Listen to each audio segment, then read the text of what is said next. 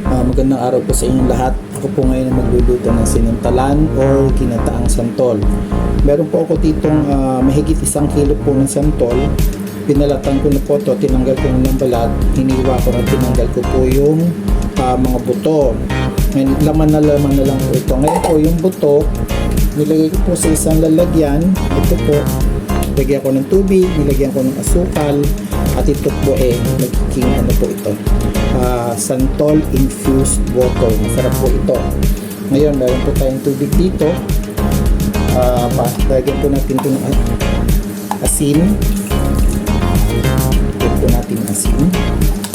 Tapos malinis po kamay ko. Ito po, lagyan natin ng asin. Ngayon ito pong ating santol ay kailangan po natin itong gagarin at diretso na po natin ito dito sa ating tubig.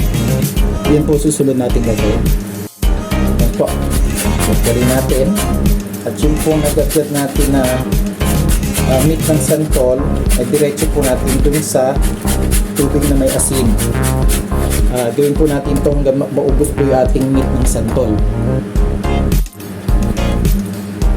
Ayan na po.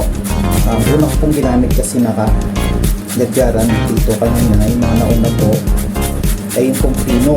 Ito po, yung pong pino. Pino po na gadgaran. Ngayon, dun po sa ilang piraso, gagamitin po natin pang gadgaran. Yung medyo coarse, medyo malalaki.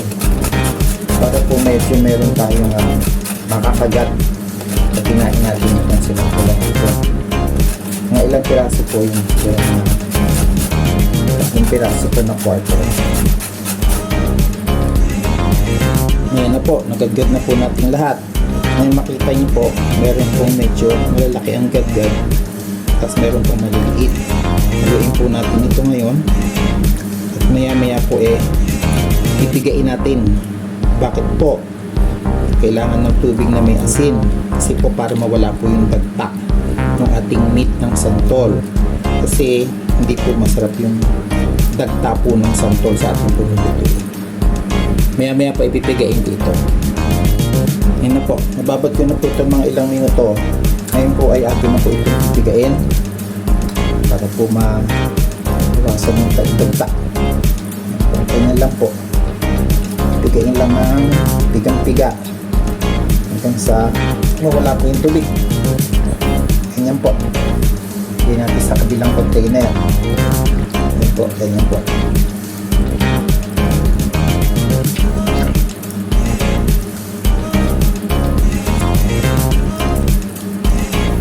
Yan. Tuwin po natin yan hanggang maubos po lahat ng ating ginagad na santol. Yan. Ito na po yung ating napiga na meat ng santol. Yan, ganyan po kalalabasan nito. Try na siya. Maya po ilulutuin na natin ito. Magluto na po tayo. Sa ating pong tuwali, meron po itong konting mantika at yun po muna itong ating baboy. Yun po isang piraso ng mahabang liyempo. Ito rin po muna natin.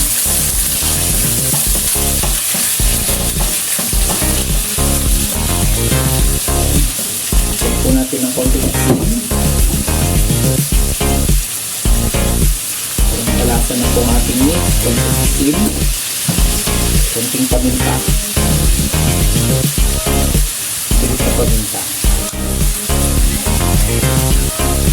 Ipong prito ng kaunti hanggang sa mag-brown po siya at sumabos po ang kanyang mantika.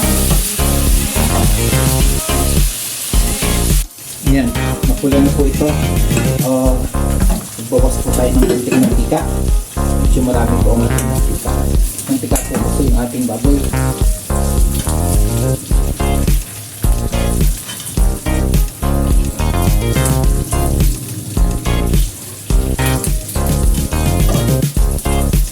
Yan. Yan po mag-isa na tayo ng ating bawang at sibuyas.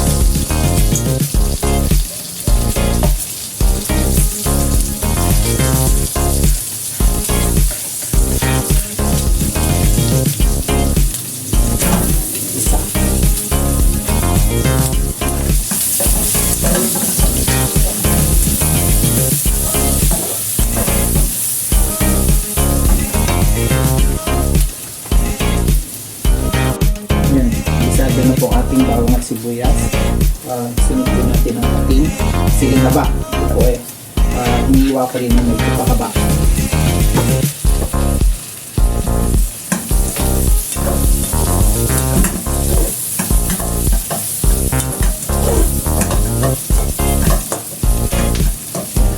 Tapos, bigyan po natin ng mga 2 kutsarang bagoong.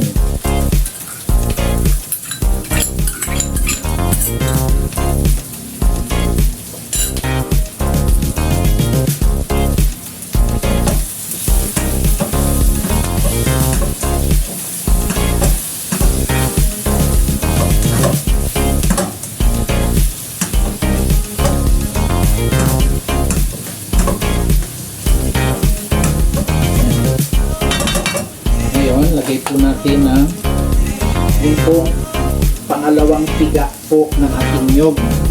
Ito po yung pangalawa.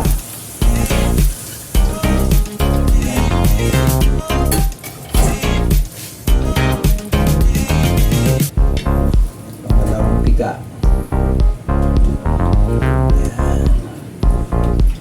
Hayaan po muna natin itong kumulo. Takpan muna natin para madaling kumulo. Yan, check natin. Pulo na siya. Yan, pulo na.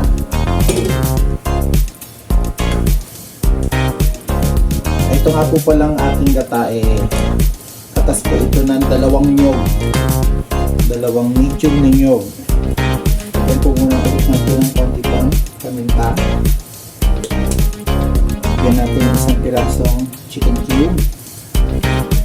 Yan natin ng mga 2 kutsaritang asukal para mabalance ng pong alat. Haluin natin.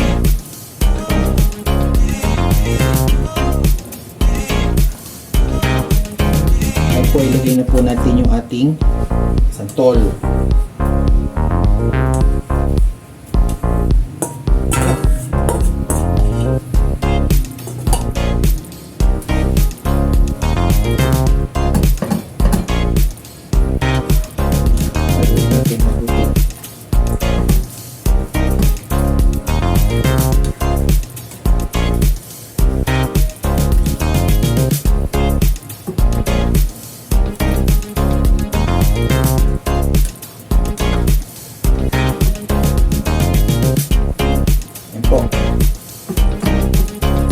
Pabayaan po muna natin ito kumulo at medyo matuyo ng konti.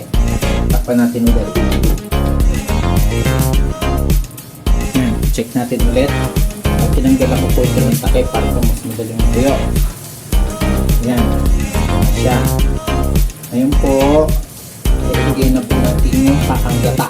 Ito po yung unang piga ng ating nyog. 2 nyog po itong aking pinapiga po sa palengke. Ayan, post po natin. Halo.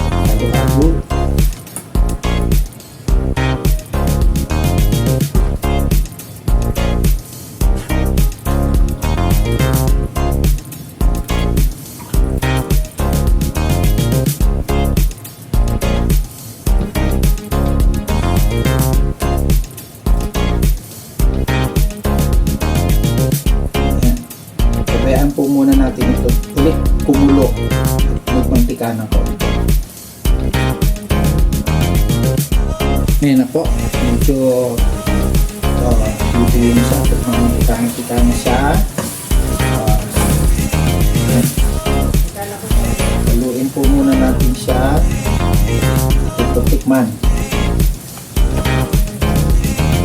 Tikinin.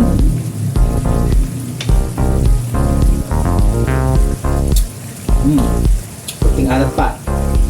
Yan natin kunting patis.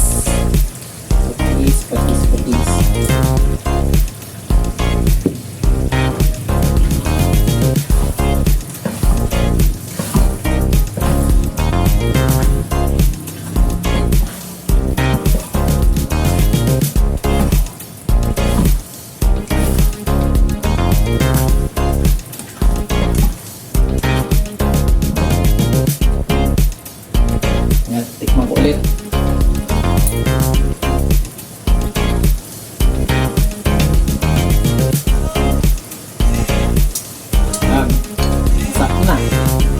natin sinantulan.